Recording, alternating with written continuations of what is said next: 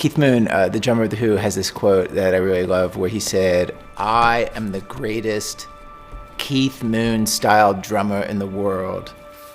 And I really love that. I relate to it like I feel like I kind of invented a way for myself to be on the radio.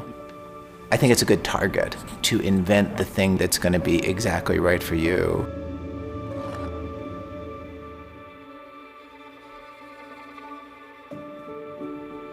There came a point in my 20s where I was just like, I want to do stories about everyday people who aren't in the news, just document everyday normal life.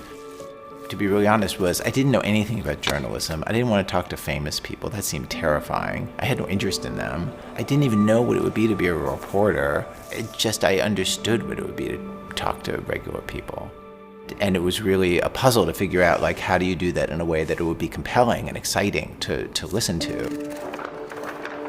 Coming up and you're trying to invent the person you're trying to be. You're trying to turn yourself into this person who you want to be. It's debilitating and you feel terrible so much of the time. And you really have to be a soldier. You really just have to like get in there and fight and just make stuff. Just force yourself to make stuff. It's really hard to do.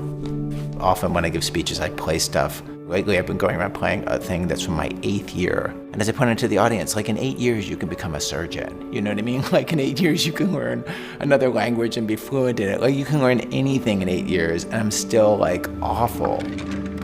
It just took me so long. And I really wish somebody had told me that that's normal. I started This American Life in 1995, but I really viewed it as kind of like an indie film kind of thing. Like some people like this. It's not going to be for everybody. And really, our business plan is if we could get on 60 radio stations in 2 years, that would be incredible. In our first year, we signed up 100 stations. Half of them were signing up to get the pledge material. They'd say, "Can we get the pledge material?" Like, you have to take the show, and they'd put us on weird times. Like, it was fine with me. Like, I don't need them to take it because they like it. Like, I don't need them to take it because we were making something new. I don't need them to see it the way I see it. I just need to get on the air. And I feel like the more idealistic and idiosyncratic your project is, I think the more cunning you have to be about the business side of it. And you really have to think about who are you selling to and what do you have to say and what do you have to do to give them something that they'll want. And I see no shame in that. Like, I think that one of the most common things in the world is people who do really beautiful work and it doesn't find an audience.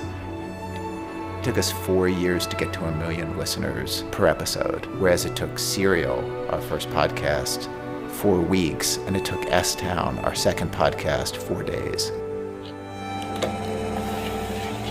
It's normal for it to be hard.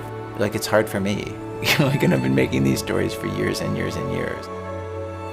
I think a lot of us, when we start, we have a kind of a dutiful idea of like what's important for us to do that can push us off of the thing that's going to be good and actually truly original and valuable. Be in it for your own pleasure. Notice what you're interested in. Follow that. Be out for your own fun. Be out for your own curiosity. Like, that's the only way anything's going to be good.